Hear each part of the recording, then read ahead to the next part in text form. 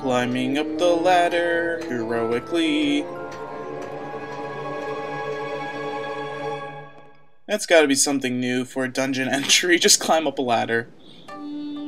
Welcome to the Sandship. Yep, this is the 5th dungeon of this game. I don't know, I can't really think of anything, like, make it sound cool or anything. I mean, this place is pretty awesome. It's not the first time we've had a ship as a dungeon in any game. They did it in Phantom Hourglass, and I love that dungeon. But anyway, this is the only place that we can technically go right now because the other spots are barbed off. So, yep. So, ahead of us, we can see there's a locked door, there's a bird statue, and there's a seat that we can sit on if we want to restore our health.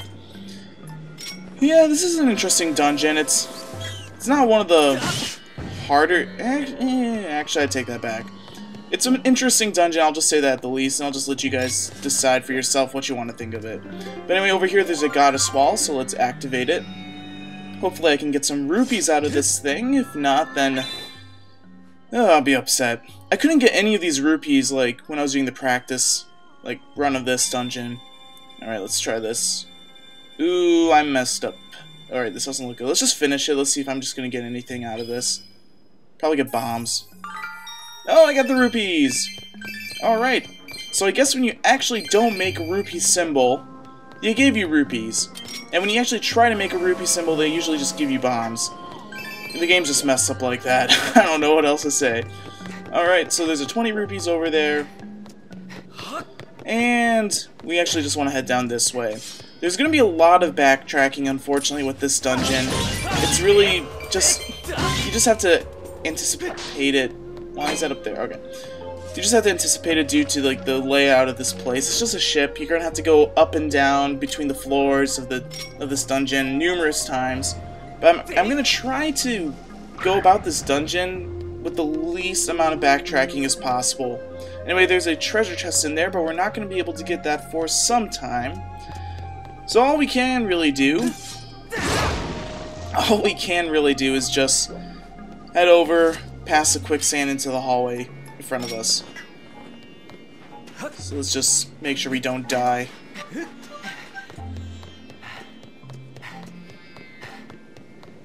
So there's some cool music. I mean, I don't know really what else to talk about.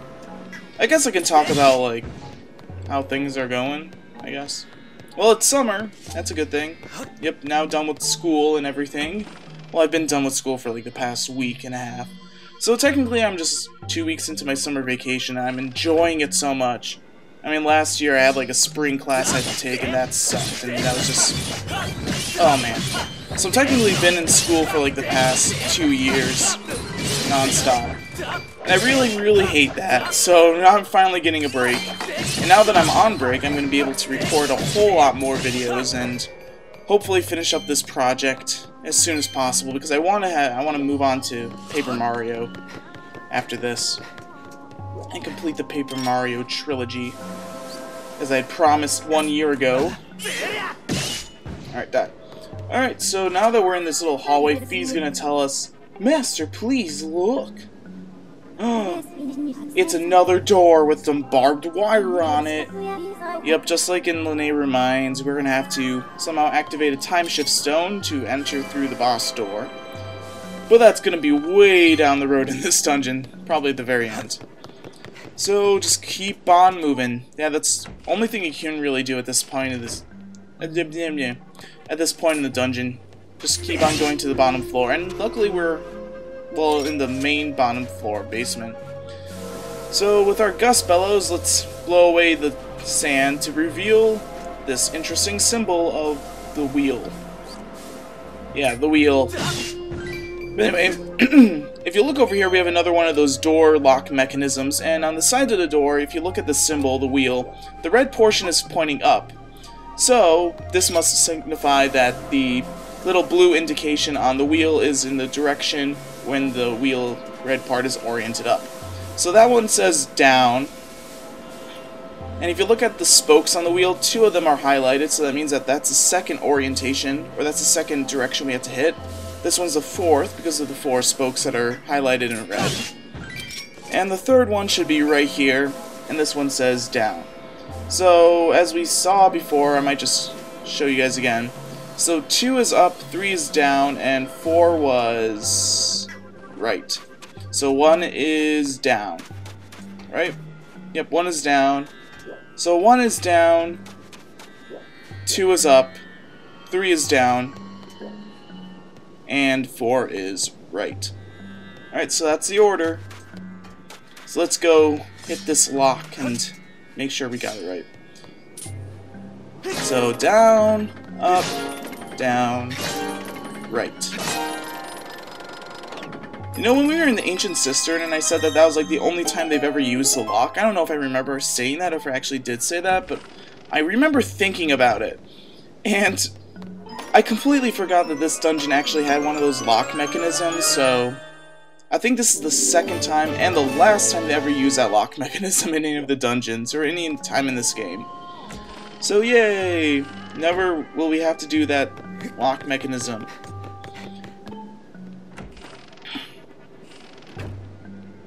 Yeah, this dungeon kind of starts off really, really slow, and it doesn't pick up until, like, well, actually right now. Yeah, because with the small key, we're going to go unlock the door that we saw at the very top of the ship once we headed off the deck. But yeah, now that it's summer, it's really nice outside. Like, where I'm living, we had a pretty bad winter. Like, I mean by bad, normally we have, like, quite a bit of snow. But this time we had very little snow, so it was kind of a disappointing winter. I mean, I love the winter. But, yeah, it's... So now we're having a really warm and dry summer. Not dry summer, we're having a really warm and wet summer. So it's kind of interesting. Climate is changing. If you want to believe in global warming, I don't really care what you believe in, because I don't want to impose my beliefs or opinions on anybody. But yeah, I definitely think that there are some sort of, like, weird climate changes going on in the world. I don't know, it's kind of proof as to, like, the weather currently. But anyway, before you go off to unlock this door, make sure you save, because beyond this door we're going to be fighting the mini-boss. Yep, we're fighting the mini-boss already. And this is not really half of the dungeon. Like, it's not the halfway point. I mean, all we've done is just explore the entire dungeon and just find a key. So really, we just get the dungeon item early on in the dungeon, which is a good thing, because once we get the dungeon item, well, we can basically do everything else we have to do. Anyway, we're on a plank at the bow of the ship, and a mysterious pirate captain with an electric sword. Yeah. Anyway, let's tattle this guy. Target locked. LD-0025 Servo. This mutinous robot stole the ship from the skipper long ago. So this is the pirate overlord who stole the ship from poor old skipper. So, in good old redemption vengeance, we are going to avenge the skipper. Anyway, what you want to do is you want to use your thrust. You want to use your thrust sword attacks in order to get this guy off guard. Also, you should shield guard his attacks, because once he does that, you can get in quite a few hits. I like to do lunges because that really sends him far back on the, like, on the bow of the ship. And the point is, you want to send him off to the very end, and when he does that, he'll lose his sword. Now we begin the second phase, where he picks up his second sword. And now, once we activate the second phase, the barrier moves up, so we have less room to move around. I don't know what really happens if, like, Servo pushes you to the opposite end with the barrier. I don't know if you'll get hit or, like, if something bad happens. It's really not that bad, because Servo, the way he telegraphs his moves, it's really obvious. So now that we got rid of his arm in the last sword, he'll have his hook arm. Now he's going to be attacking with a little bit less emphasis on, like, timing. Just always have your shield up, ready to shield guard. Also, if you miss, if you attack him in the wrong way, he'll sometimes, like, prevent you from even attacking. But it's always good to, like, do the shield guard and then go in for a jump attack. Alright, buddy. He's at the very end. You're going down. Jump attack! Yep, alright.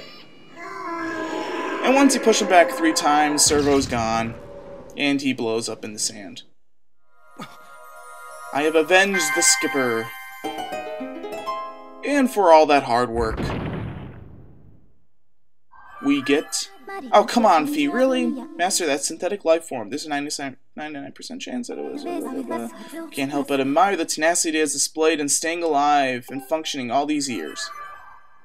I honestly don't care. And for all that hard work, before Fee interrupted me, we get...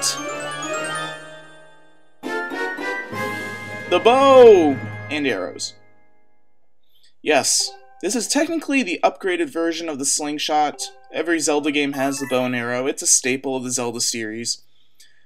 But with the bow and arrow, which I absolutely love in this game, Master, report about the bow you just acquired. Your bow's elasticity can propel arrows through the air with great force. To confirm the controls associated with your bow, raise your bow, B, press 2. You can also shoot arrows to strike certain devices. So we have seen these little targets numerous times throughout the dungeon already.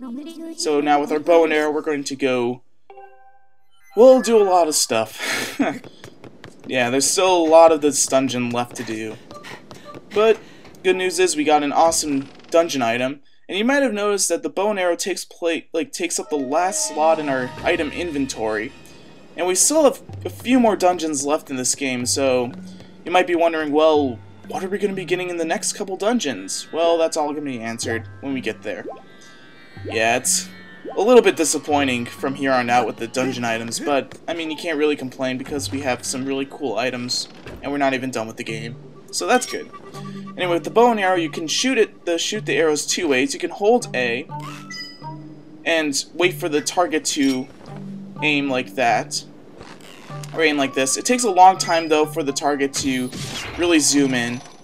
And you want the whole bar to fill up because then you can shoot the arrow as far as possible. Or you can do it Wii Resort style and hold C and then pull your nunchuck back or shake it to automatically pull the arrow all the way back on the bow. I find that that's easier, but the problem with doing that, it's a little bit harder to control since your arm is going to be moving around quite a bit. Anyway, now that we've revealed the time shift stone, we can shoot it with our bow and arrow. But I mean, if you do the C and nunchuck method, it's really simple.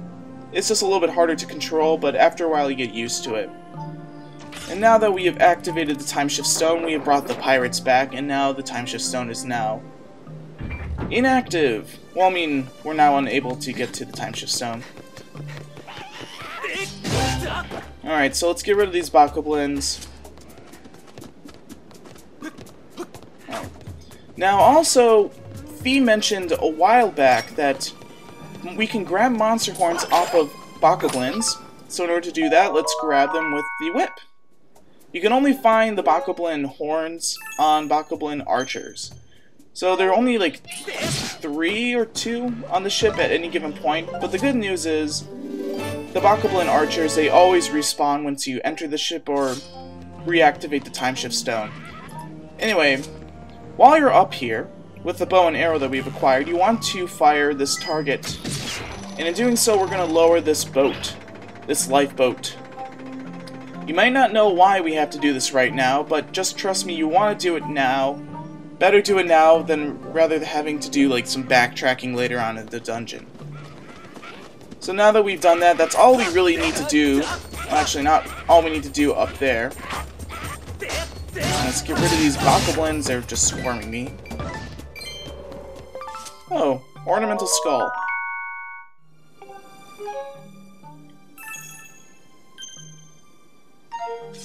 So now what we need to do is we need to climb up to the mast in order to open up the grating to the time shift stone because that bokoblin closed it off to us. If you couldn't already guess right now, we're going to be using that time shift stone extensively throughout this dungeon, so we definitely need it right now. So here's another bokoblin archer. I don't think this guy has a monster horn, no, he doesn't. Now this is a fun part. I like, you can push these bokoblins off the mast if you just like slash them and there they go. Yeah, it's fun. It's kind of like being like a pirate.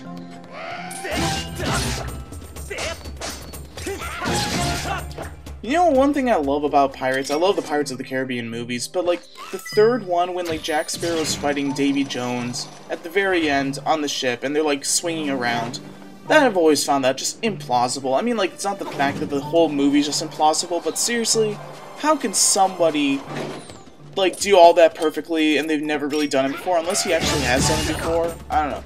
I think I'm just looking too logically into this. Anyway, this Bokoblin Archer has another monster horn. Just make sure you grab it. This is probably the best place to grab as many monster horns as possible. And there's one point in this dungeon where you can just respawn the Bokoblin Archer as many times as you want without having to climb up the mast and everything. But anyway, with the bow and arrow, we can also activate these little target things and send the little zipline thing towards us, the mechanized zipline. It takes a while for you to like get the cue to grab it, but I mean, what can you do? So now that we're at the top of the mast, let's get rid of this one last Bokoblin. And is there another one on the other side? I don't think so. Alright, so with our sword, apparently our sword can also function as a switch. We can open up the time shift stone grating, and we have unlocked the door again. Now the ship looks just like it used to. Foo weep. Now I just need you to go rescue my crew. I'm pretty sure they're being held in the brig inside the ship. So we've already been inside the brig. It's at the very bottom. That's where we unlocked that one door to get the key. And now the captain's all happy because we've avenged him. But before we go save the crew, there's one last thing. I know, I hate saying that. But there is still one last thing we need to do. And at the very top of the mast, we can activate this one switch to bring the zipline to us. Now make sure you do this at any point in the dungeon before you actually beat the dungeon, because it's kind of a pain in the butt to just come back here and have to do this all over again. Anyway, there's one more Bokoblin Archer here.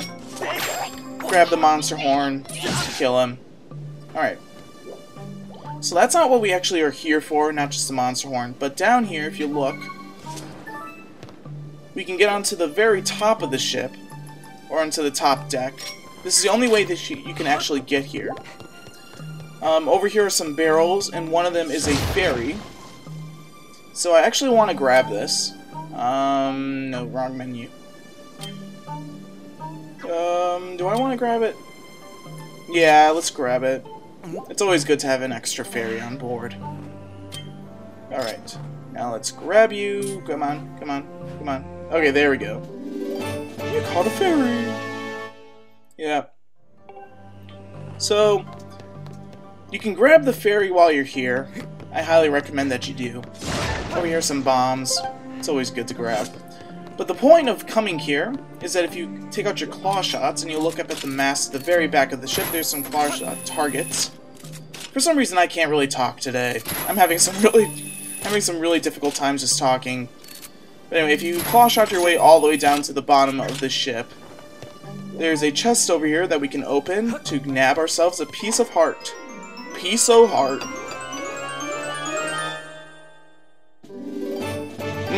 Love me my hearts. Alright, 3 to go. Also, down here at the bottom of the ship, there's also a goddess wall. And this is the last goddess wall in the dungeon. Now we're going to be seeing quite a few of these goddess walls from here on out. Alright, let's try to draw the rupee symbol correctly.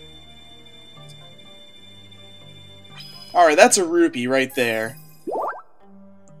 And I get hearts. Great. Great, great, great. Anyway, to just get back up on the ship, just use the claw shots again. I don't understand how that goddess wall works sometimes. Like, I draw the rupee as perfectly as I can, and then I just get, like, either bombs or hearts. It doesn't make sense. I don't see how, when you program it that way, you get hearts or bombs. I don't know. That's just a minor complaint, if anything. But anyway, as I said when we were in Skipper's Retreat, when we were looking at that photo of the back of the ship, I said that there's like a little bit of an Easter egg. You can kind of make out that there's something on the back of the ship. I don't know if I'm just seeing things, but I always thought that like if you look at the painting, you could see like there's a treasure chest and the piece of heart there. So, I don't know if it's like a big clue to the player to say like, oh, there's something hidden on the back of the ship.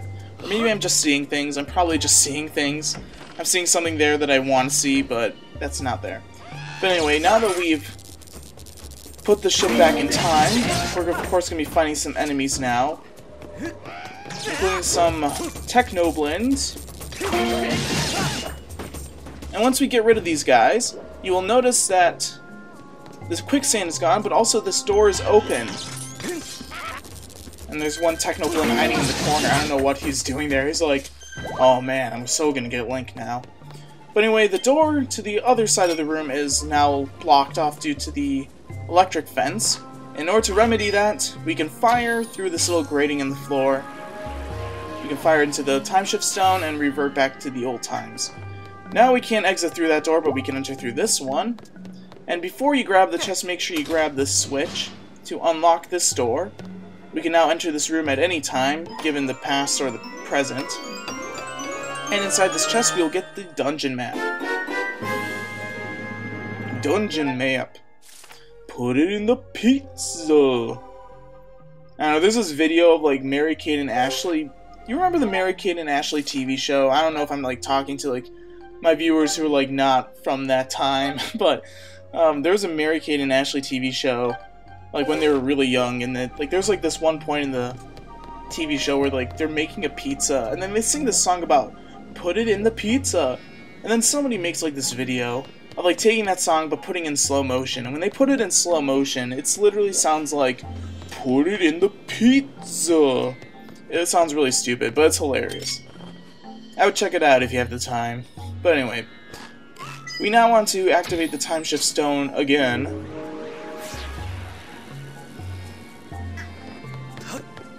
Because now we're going to go head down to the brig. Grab us some arrows. It's kind of sad that they only give us 20 arrows to use. I mean, this is a really overpowered weapon as is. But we can grab some quivers later on, like the seed satchels. But anyway, let's head through the door!